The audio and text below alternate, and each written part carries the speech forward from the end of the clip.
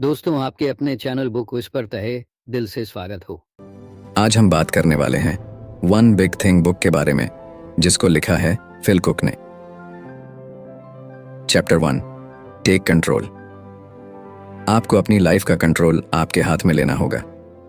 अब आपको यह नहीं सोचना है कि जो चल रहा है उसे चलने दो। आपको खुद के लिए डिसीजन लेने होंगे। मान लीजिए कि आपकी लाइफ एक वाइट पेपर की तरह है। अगर आप इस पर अपने लिए ड्राइंग नहीं बनाएंगे तो कोई और आकर वहां ड्राइंग बनाकर चला जाएगा और वो ड्राइंग आपको पसंद नहीं आएगी। बहुत से लोग अपनी लाइफ में बिना किसी गोल और प्लानिंग से जीते हैं। वो अपना रास्ता खुद नहीं बनाते, बस सिचुएशन के हिसाब से चलते जाते हैं।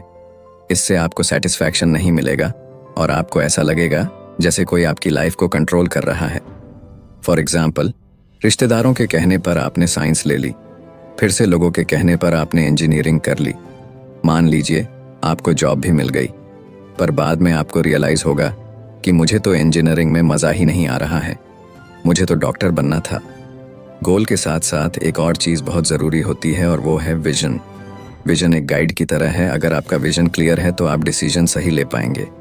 विजन आपको इधर उधर भटकने से भी रोकता है। अगर आपके पास विजन नहीं है तो आप टाइम पास करने लगेंगे। अगर आपको पता है कि मुझे इतने टाइम में ये लाइफ में पाना है तो आप उसी डायरेक्शन में काम करेंगे। विजन और गोल बहुत ज़रूरी है, लेकिन इनका कोई फ़ायदा नहीं है अगर आप कुछ भी काम नहीं करते। सिर्फ सोचने से कुछ नहीं होता, ज़रूरी ये भी है कि आप कुछ करो। चैप्टर 2, क्या किस्मत सच में होती है? क्या सब कुछ पहले से ही डिसाइड है कि क्या होगा और क्या नहीं? अलग अलग कल्चर में ये माना जाता है कि हर इंसान का अपना अलग पर्पस होता है लाइफ में, और यही बिलीफ हमें लाइफ में मोटिवेशन देता है। बहुत से लोग अपनी लाइफ का पर्पस नहीं समझ पाते और वो इसी चीज़ को लेकर स्ट्रगल करते हैं और इसी वजह से उनके अंदर डाउट आने लग जाता है। अगर आपकी भी यही सिचुएशन है जिसमें आपको समझ नहीं आता कि मुझे क्या करना है, तो ऐसी सिचुएशन में एक पेन और पेपर लो और उस पर अपनी सारी स्ट्रेंथ और वीकनेस लिखो। फिर उस हिसाब से अपने लिए कोई काम ढूंढो। इसके बाद आप भगवान पर भरोसा रखो, अपने धर्म पर विश्वास रखो। आपको क्या करना है अपने आप पता चलने लगेगा, पर इसके साथ साथ आपको कुछ ना कुछ ट्राई करते रहना होगा। ऑथर के हिसाब से किस्मत को लिखा जाता है और इसको लिखने वाले आप हो। आप अपना सही रास्ता चुनकर अपनी किस्मत खुद लिख सकते हैं और अपनी लाइफ बदल सकते हैं। चैप्टर 3, पुयाचाई वन बिग थिंग। आज के टाइम पर हम हर पल हर वक्त खबरों से घिरे हुए रहते हैं और इसी वजह से किसी भी चीज पर फोकस करना बहुत ही मुश्किल हो गया है। आज हम सोशल मीडिया, टीवी, न्यूज़ और अलग अलग सोर्सेज से बिना किसी काम की इन्फॉर्मेशन लेते जा रहे हैं। हम वो इन्फॉर्मेशन भी कंज्यूम करने लगे हैं जो हमारे किसी काम की नहीं है, और इस चीज़ का सबसे बड़ा असर हमारे फोकस पर पड़ा है। इससे हमारा फोकस धीरे धीरे खत्म होने लगा है। अगर हमें एक फुलफिल लाइफ जीनी है तो हमें उस वन बिग थिंग को ढूंढना होगा जो कि हमारा मेन पैशन और पर्पस है, या कहे वो चीज़ जिसके लिए हम सबसे ज़्यादा केयर करते हैं। पैशन और पर्पस के साथ साथ प्रायोरिटी बहुत ज़रूरी चीज़ होती है। आपको पता होना चाहिए कि कौन सी चीज़ कब करनी है, तभी आप लाइफ में आगे बढ़ पाएंगे। ऑथर आगे बताते हैं कि हमें हमेशा डीप वर्क करना चाहिए। डीप वर्क का मतलब होता है पूरे कंसंट्रेशन और फोकस के साथ सिर्फ एक काम को करना। उसी को कहते हैं डीप वर्क। इसी तरह काम करके हम नेक्स्ट लेवल ग्रोथ कर सकते हैं। मल्टीटास्किंग और काम को बार बार बदलकर आप कभी भी क्वालिटी वर्क नहीं कर सकते। डीप वर्क करने के लिए आपको एक अच्छे एनवायरनमेंट की ज़रूरत होगी। उसके लिए आप थोड़े समय के लिए अपने सारे डिस्ट्रैक्शंस को बंद कर सकते हैं। अगर आपको हमारी समरी अच्छी लग रही है तो हमारे चैनल बुक इनसाइडर को सब्सक्राइब करना न भूलें, और अगर आप हमें सपोर्ट करना चाहते हैं तो आप हमारी मेंबरशिप खरीद सकते हैं। Chapter 4, the key to having influence. Influence दूसरों के थॉट्स, बिहेवियर्स और डिसीजंस को बदलने की पावर है। सक्सेस पाने और लास्टिंग इम्पैक्ट छोड़ने के लिए यह ज़रूरी है।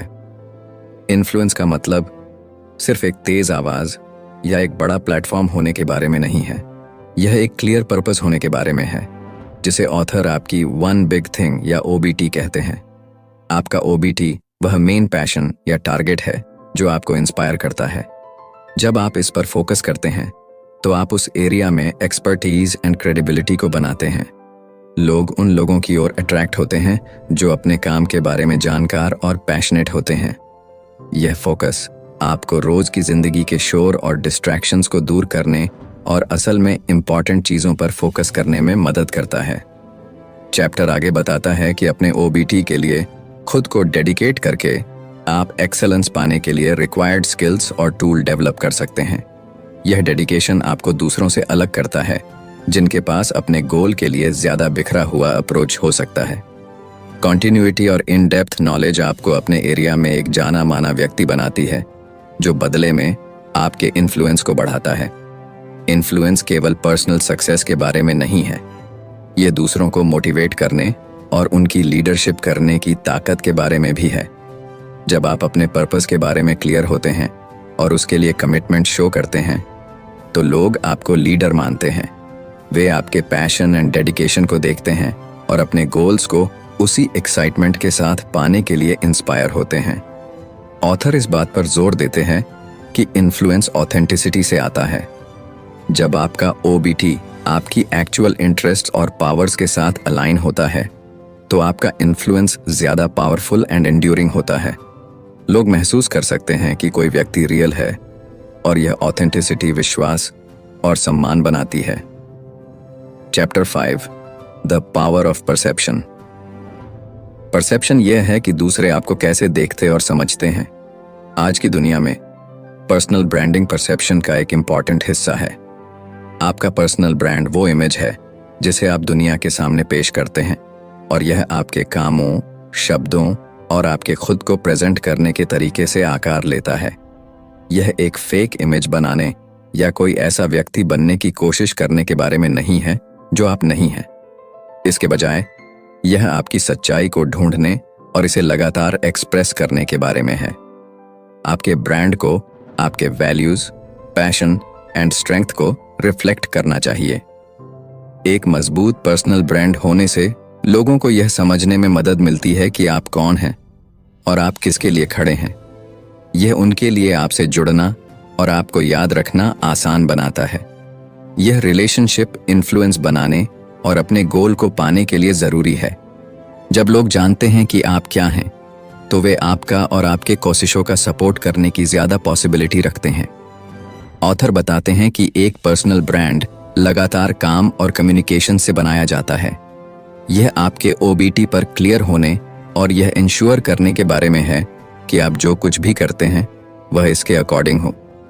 यह कॉन्टिन्यूटी आपके ब्रांड को मजबूत बनाती है और इसे और ज्यादा पावरफुल बनाती है। परसेप्शन में यह भी शामिल है कि आप रिएक्शन एंड क्रिटिसिज्म को कैसे संभालते हैं। कंस्ट्रक्टिव फीडबैक के लिए खुला होना देखता है कि आप बढ़ने और सुधार करने के लिए तैयार हैं। यह पोलाइटनेस भी शो करता है जो आपके इन्फ्लुएंस को बढ़ा सकता है। लोग उन लोगों का सम्मान करते हैं जो सेल्फ कॉन्फिडेंस से भरे होते हैं, फिर भी ग्रोथ के लिए अपने खुद के एरिया को पहचानने के लिए हम्बल होते हैं। एक मजबूत पर्सनल ब्रांड स्टेडी नहीं होता है, यह आपके बढ़ने और ग्रो होने के साथ डेवलप होता है। पॉइंट अपने कोर वैल्यूज के लिए ऑथेंटिक और सच्चे बने रहना है। ऐसा करके आप इंश्योर करते हैं कि आपका ब्रांड रेलेवेंट और भरोसेमंद बना रहे। Chapter 6 the power of values. Value way basic principles हैं जो आपके कामों और डिसीजंस में हेल्प करते हैं। वे इस बात का एक जरूरी हिस्सा हैं कि आप कौन हैं और आप किसके लिए खड़े हैं। आपका ओबीटी असल में मीनिंगफुल और टिकाऊ होने के लिए आपके वैल्यूज के साथ अलाइंड होना चाहिए। जब आपके गोल और काम आपके वैल्यूज को दिखाते हैं, तो आप कंप्लीटनेस एंड इंटीग्रिटी की भावना का एक्सपीरियंस करते हैं। आप एक ऐसे तरीके से जी रहे हैं जो खुद के लिए सच है, जो उन गोल का पीछा करने के कंपेयर में ज्यादा सेटिस्फैक्शन देता है, जो आपके कोर बिलीफ से अलग होते हैं। अपने वैल्यूज को समझने के लिए इंट्रोस्पेक्शन और ईमानदारी की जरूरत होती है। यह पहचानने के बारे में है कि आपके लिए असल में क्या मायने रखता है और आप किसके लिए खड़े होने को तैयार हैं। यह सेल्फ अवेयरनेस ऐसे गोल सेट करने के लिए इम्पॉर्टेंट है जो असल में मीनिंगफुल हों। आपके वैल्यू आपके पर्सनल ब्रांड और इन्फ्लुएंस को बनाने में भी इम्पॉर्टेंट भूमिका निभाते हैं। लोग उन लोगों की ओर अट्रैक्ट होते हैं जो किसी चीज के लिए खड़े होते हैं। जब आपके काम लगातार आपके वैल्यूज को दिखाते हैं, तो आप विश्वास और सम्मान को बनाते हैं। यह विश्वास इन्फ्लुएंस की नींव है। चैप्टर आपके वैल्यूज को एक्सप्रेस करने में ऑथेंटिसिटी के इम्पोर्टेंस पर भी चर्चा करता है ऑथेंटिसिटी का मतलब है खुद के लिए सच्चा और ईमानदार होना, भले ही यह मुश्किल हो।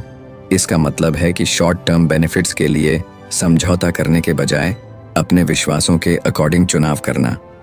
ऑथेंटिसिटी रिलायबिलिटी बनाती है और समय के साथ आपके इन्फ्लुएंस को मजबूत करती है।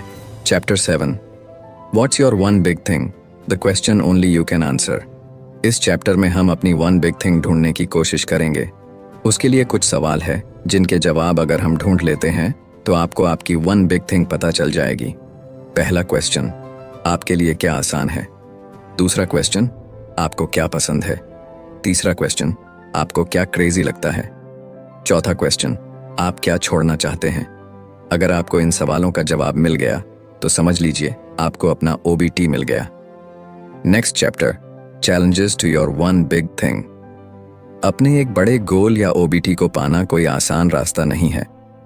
जब आप अपने यूनिक पर्पस को पूरा करने के लिए ट्रैवल करते हैं तो आपको कई तरह की बाधाओं, डाउट्स और पर्सनल फियर का सामना करना पड़ सकता है जो आपके संकल्प की परीक्षा लेते हैं। एक बड़ी चुनौती है सेल्फ डाउट। जैसे जैसे आप अपने OBT की ओर बढ़ते हैं, आप अपनी क्षमताओं पर सवाल उठा सकते हैं और सोच सकते हैं कि क्या आप सही रास्ते पर हैं। ये डाउट आपको पैरालाइज्ड बना सकते हैं, लेकिन ऑथर इनसे बाहर निकलने के बारे में बताते हैं। सेल्फ डाउट एक आम एक्सपीरियंस है, यहाँ तक कि बेहद सक्सेस लोगों में भी, और यह अक्सर तब सामने आता है जब आप अपने कंफर्ट जोन से बाहर निकलते हैं। बाहरी बाधाएं भी चैलेंजेस खड़ी कर सकती हैं। इनमें फाइनेंशियल डिफिकल्टीज, परिवार या दोस्तों से सपोर्ट की कमी या अनएक्सपेक्टेड लाइफ के इवेंट्स शामिल हो सकती हैं जो आपका ध्यान भटकाती हैं। एक सॉलिड प्लान बनाना और एडवाइजर्स या सपोर्टिव कम्युनिटीज की तलाश करना एसेंशियल सपोर्ट और गाइडेंस प्रोवाइड कर सकता है। पर्सनल फियर जैसे कि फेलियर का डर या सक्सेस का डर भी प्रोग्रेस में बाधा डाल सकते हैं। फेलियर का डर अक्सर डिसीजन या निराशा के बारे में चिंताओं से होता है। हालांकि ऑथर का लॉजिक है कि फेलियर डेवलपमेंट एंड लर्निंग का एक मैंडेटरी हिस्सा है। फेलियर को एक बाधा के बजाय एक कदम के रूप में एक्सेप्ट करना आपको लचीलापन बनाने में मदद कर सकता है। दूसरी ओर, सफलता के डर में आपके गोल को पाने के साथ आने वाले ट्रांसफॉर्मेशंस और जिम्मेदारियों के बारे में चिंता शामिल है। इन आशंकाओं को पहचानना और उनका समाधान करना आगे बढ़ने के लिए जरूरी है। Next chapter, it's never too late. यह चैप्टर एक पावरफुल रिमाइंडर्स है कि अपने OBT का पीछा करना शुरू करने में कभी देर नहीं होती। उम्र या पिछले एक्सपीरियंसेस के बावजूद आप हमेशा नए सिरे से शुरुआत कर सकते हैं। लेखक उन व्यक्तियों की कहानियां शेयर करता है जिन्होंने जीवन में बाद में अपने जुनून की खोज की और उस पर काम किया। ऐसी ही एक कहानी रेमंड चैंडलर की है, जो महामंदी के दौरान अपनी नौकरी खोने के बाद अपने मिड 40s में एक सफल लेखक बन गए। चैंडलर की कहानी बताती है कि जीवन के किसी भी फेज में सिग्निफिकेंट अचीवमेंट्स मिल सकती हैं। उनके परसिवियरेंस और फिर से शुरू करने की इच्छा इस चैप्टर में मैन पॉइंट है। लेखक उन आम बहानों को भी एड्रेस करते हैं जो लोग अपने सपनों का पीछा करने में देरी करने के लिए इस्तेमाल करते हैं, जैसे कि बहुत बूढ़ा महसूस करना या यह सोचना कि बदलाव करने के लिए बहुत देर हो चुकी है। ये बहाने अक्सर डर और अनसर्टेनिटी में होते हैं। चैप्टर हमको इन मानसिक बाधाओं को दूर करने और अपने गोल की ओर एक्टिव कदम उठाने के लिए इनकरेज करते हैं। कांस्टेंट सेल्फ इंप्रूवमेंट के कॉन्सेप्ट पर जोर दिया गया है। हर एक नया ऑप्शंस एंड फंक्शंस आपको वह व्यक्ति बनने के करीब ला सकता है जो आप बनने के लिए बने हैं। यह विचार इस फेथ के साथ अलाइंड होता है कि पर्सनल डेवलपमेंट एक आजीवन यात्रा है। ऑथर हमसे रिक्वेस्ट करता है कि हम प्रेजेंट मोमेंट का फायदा उठाएं और शुरू करने के लिए सही समय का इंतजार न करें। सही समय अभी है। यह चैप्टर मेंटालिटी के इंपॉर्टेंस को भी छूता है। एक पॉजिटिव, प्रोएक्टिव माइंडसेट आपके गोल के लिए आपके अप्रोच में इंपॉर्टेंट अंतर ला सकती है। अपनी पावर पर विश्वास करना और सेटबैक्स को ग्रोथ की अपॉर्चुनिटी के रूप में देखना सफलता के लिए जरूरी अप्रोच हैं। इन शॉर्ट, इस चैप्टर का मैसेज क्लियर है। चाहे आप जीवन में कहीं भी हों, आपके पास अपने OBT को आगे बढ़ाने की पावर है। अभी शुरू करके और इंटेंशनली चुनाव करके आप एक फुलफिलिंग एंड मीनिंगफुल फ्यूचर बना सकते हैं। Next chapter, it's not about you.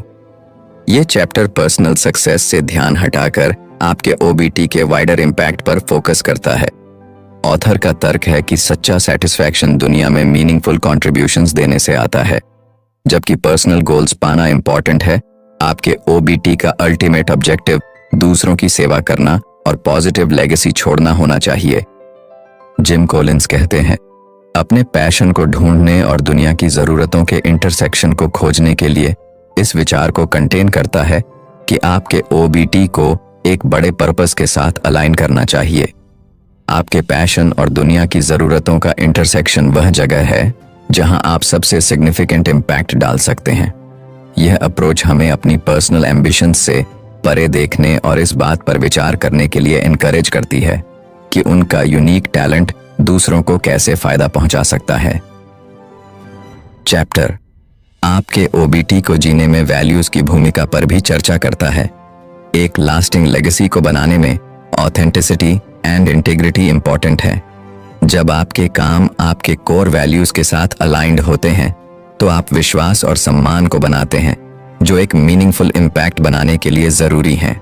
Author इस बात पर जोर देता है कि चैलेंजेस का सामना करते हुए भी अपने वैल्यूज के लिए सच्चे रहना लॉन्ग टर्म सक्सेस पाने की चाबी है। कोर्चाक ज़ियोल्कोव्स्की की कहानी को प्यूपोज की भावना के साथ अपने ओबीटी को जीने की पावर को दिखाने के लिए हाईलाइट किया गया है। ज़ियोल्कोव्स्की ने अपना जीवन क्रेजी हॉर्स मेमोरियल को तराशने के लिए डेडिकेटेड कर दिया, एक मॉन्यूमेंटल प्रोजेक्ट जिसे वह जानता था कि वह अपने लाइफ स्पैन में पूरा नहीं कर पाएगा। कई बाधाओं के बावजूद इस सोच के लिए उनकी कमिटमेंट पर्सनल फायदे से बड़े पर्पस के लिए खुद को डेडिकेट करने के इफेक्ट को दिखाती है। चैप्टर एक्शन के साथ एंड होता है। अपने ओबीटी की पावर को जीने के लिए आपको खुद से परे सोचना चाहिए, इस बात पर कंसंट्रेट करके कि आप दूसरों की सेवा कैसे कर सकते हैं और ज्यादा से ज्यादा अच्छे में कंट्रीब्यूशन दे सकते हैं। आप एक ऐसी हेरिटेज बनाते हैं। तो फ्रेंड्स, ये थी हमारी आज की बुक समरी। आपको कैसी लगी कमेंट करके ज़रूर बताएं और धन्यवाद आपका समरी एंड तक सुनने के लिए।